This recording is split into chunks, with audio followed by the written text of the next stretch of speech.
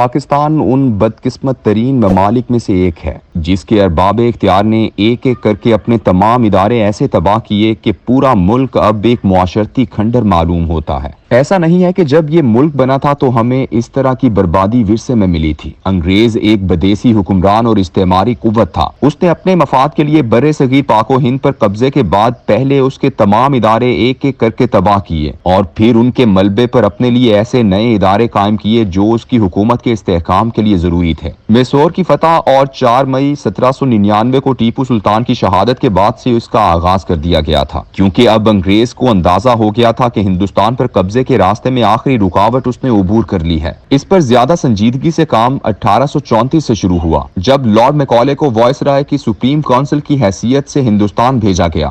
وہ یہاں 4 سال رہا اور اس نے فروری 1835 کو اپنی بنیادی سفارشات مرتب کی جو ایک ایسے تعلیمی نظام کا خاکہ پیش کرتی تھیں جس کی کوکھ سے برطانیہ کے اقتدار کی وفادار سول سروس، فوج، عدلیہ اور دیگر اداروں کے لیے افراد نے تعلیم حاصل کر کے نکلنا تھا۔ تقریباً 25 سال کے عرصے میں جب یہ نسل تیار ہو کر نکلی تو انگریز نے ضابطۂ فوجداری، ضابطۂ دیوانی اور تعزیرات ہند جیسے لاتعداد قوانین نافذ کیے اور سول سروس، عدلیہ اور دیگر ذیلی محکموں کا ڈھانچہ کھڑا کر دیا جو جلد ہی مضبوط اداروں کی شکل میں ڈھل گیا۔ پاکستان کو ایک شاندار سول سروس، بہترین پولیس کا نظام اور انتہائی لائق اور ایماندار عدلیہ ورثے میں ملی۔ برطانیہ کا دیا ہوا عدالتی نظام اسسٹنٹ کمشنر اور تھانے کی سطح تک براہ راست نگرانی کرتا تھا۔ تمام assistant commissioner sub divisional magistrate اور ڈیپٹی کمشنر ڈسٹرکٹ میجسٹریٹ بھی ہوتے۔ ہر تھانے کی نگرانی کے لیے ایک میجسٹریٹ مقرر ہوتا اور ہائی کورٹ براہ راست ان عدالتوں کی نگرانی کیا کرتی۔ متعلقہ چیف جسٹس باقاعدہ عدالتی کام دیکھنے کے لیے تفصیلی دورے کیا کرتا۔ ایسا آخری دورہ میری نوکری کے دوران 1996 میں بلوچستان ہائی کورٹ کے چیف جسٹس منور مرزا نے سبی میں کیا، جہاں میں ڈسٹرکٹ میجسٹریٹ تھا۔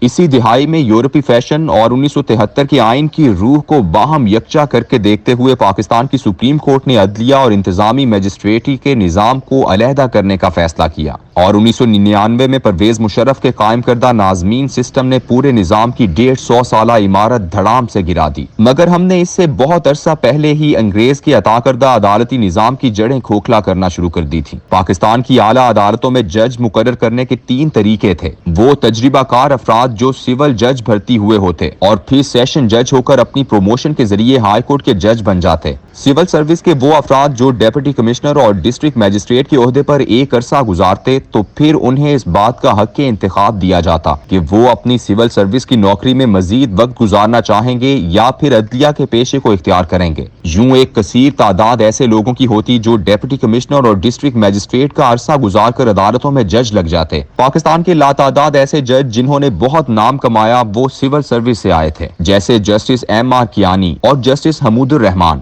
جج بننے کا تیسرا طریقہ وکلاء سے عدلیہ میں آمد کا تھا۔ اول تو وکلاء اپنی آزادانہ پریکٹس چھوڑ کر اس شعبے میں آنا نہیں چاہتے تھے اور دوسرا وہ اپنی پریکٹس سے اتنا کما لیتے تھے کہ جج کی محدود تنخواہ میں گزارا کرنا ان کے لیے مشکل تھا۔ البتہ جو بھی اس لالچ کو بالائے طاق رکھ کر عدلیہ میں آتا اس کی عدالتی زندگی بے مثال ہوتی۔ آج یہ عدالتی عمارت صرف اور صرف وکلاء کی عدلیہ میں درآمد کے ستونوں پر کھڑی ہے۔ سیشن جج سے ترقی کر کے آنے والے آٹے میں نمک کے برابر ہیں اور سول سروس سے عدلیہ میں تو گزشتہ 40 سال سے کوئی بھی نہیں آیا۔ بات صرف وکلاء تک ہی محدود ہوتی اور انتخاب میں ویسی ہی ایمانداری برتی جاتی تو پاکستان کا نظام عدل اس تباہی سے بچ جاتا۔ لیکن پاکستان میں جو کوئی بھی برسر اقتدار آیا وہ سیاستدان تھا یا فوجی ڈکٹیٹر، اس نے اپنے مخصوص وکلاء سے جج بنا کر عدلیہ پر اپنا قبضہ جمانے کی بھرپور کوشش کی۔ یہی وجہ ہے کہ آج پاکستان کا عدالتی نظام اپنی تاریخ کے سب سے بڑے بحران سے دوچار ہے۔ پاکستان کی عدالتوں نے پہلا سیاسی فیصلہ سندھ ہائی کورٹ نے 1954 میں کیا جب گورنر جنرل غلام محمد نے قائد اعظم کی بنائی ہوئی دستور ساز اسمبلی توڑی تو اس کے خلاف اسپیکر اسمبلی مولوی تمیز الدین نے وہاں درخواست دائر کی۔ غلام محمد ایک سابقہ بیوروکریٹ تھا اور اقتدار کی ساری قوت اپنے پاس مرکوز رکھنے کا خوگر تھا۔ اس کے لیے اسمبلی کی 3 گستاخیاں ناقابل برداشت تھیں۔ پہلی یہ کہ سیاستدانوں پر کرپشن کا الزام لگا کر ان پر کارروائی کرنے والے قانون پراوجا کا خاتمہ کر دیا گیا۔ دوسرا یہ کہ تمام ہائی کورٹوں کو ریٹ کی سماعت کے اختیارات دے دیے گئے اور تیسری یہ کہ گورنر جنرل سے ایسی حکومت کو برطرف کرنے کا اختیار چھین لیا گیا جسے اسمبلی کی اکثریت کی حمایت حاصل ہو۔ اس وقت وزیر اعظم محمد علی بوگرا تھا، اسے غلام محمد نے خود امریکہ میں سفارتکاری سے ہٹا کر وزیر اعظم بنوایا تھا۔ اس لیے غلام محمد کو اس پر بہت غصہ تھا۔ گورنر جنرل غلام محمد نے ایسے قوانین منظور کرنے والی دستور ساز اسمبلی کو ہی ختم کر دیا، لیکن اس اسمبلی کو ختم کرنے سے پہلے اس نے سیاستدانوں کو اپنے ساتھ ملایا۔ اس وقت سب سے اہم سیاستدان حسین شہید سہروردی تھے، جن کو آج کل بہت ہیرو بنا کر پیش کیا جاتا ہے۔ وہ بیمار تھے اور سوئٹزرلینڈ کے شہر زیورخ میں زیر علاج تھے۔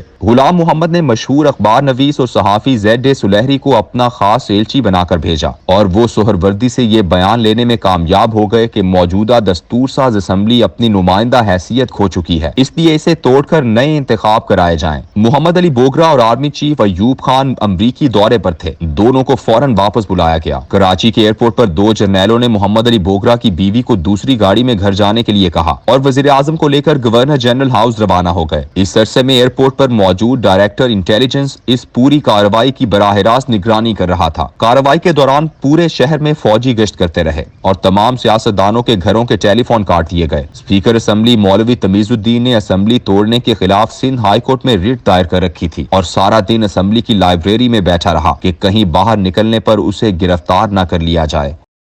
جاری ہے۔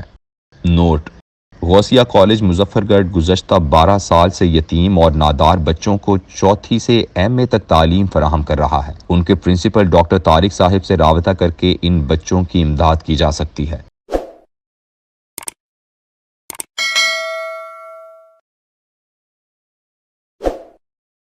عمران خان سے جتنی نفرت سیکولر، لبرل اور ویسٹرن امریکنز کرتے ہیں، پاکستان میں کوئی اور نہیں کرتا۔ تیل کی دولت آپ کے پاس ہے، پیسچر لینڈز آپ کے پاس ہیں، آپ کچھ نہیں کر سکتے۔ باجوہ کے خلاف جو بندہ اپلیکیشن لے کے گیا تھا سپریم کورٹ کے اندر، وہ اگلے دن غائب ہو گیا تھا۔ آپ کو اس وقت فیصلہ کرنا ہے اور آپ تاریخ کے اندر امر ہونا چاہیں گے۔ آپ کو آئین محاف سے یہ نہیں کہتا کہ آپ بجلی کی قیمتیں بڑھاؤ، یہ نہیں کہتا گیس کی قیمتیں بڑھاؤ، تو وہ کہتا ہے اتنے پیسے اکٹھے کرو تاکہ تم اپنا قرض اتار سکو۔ پاکستان کی اسٹیبلشمنٹ کی سوچ اور انٹرنیشنل سبڈیشن کی سوچ آپس میں مل چکی ہے۔ عمران خان بہتر اس لیے نہیں تھا کہ عمران خان جو ہے پریڈکٹیبل نہیں ہے۔ نواز شریف کتنا بھی سیکولر ہو جائے، نواز شریف کا امیج سیکولر والا نہیں ہے۔ پاکستان میں ہمیشہ جمہوریت خطرے میں ہوتی تھی، لیکن پہلی دفعہ اسٹیبلشمنٹ خطرے میں ہے۔ مریم نواز نے لانچ کیا باقاعدہ مفتاح اسماعیل کے خلاف، کس کو؟ اسحاق ڈار کو۔ آپ کو اس ملک کے اندر کھلواڑ کرنے کی سزا ملنے والی ہے۔ اس قوم نے اٹھ کر یہ ثابت کیا، 75 سالوں کی ذلت اور رسوائی کا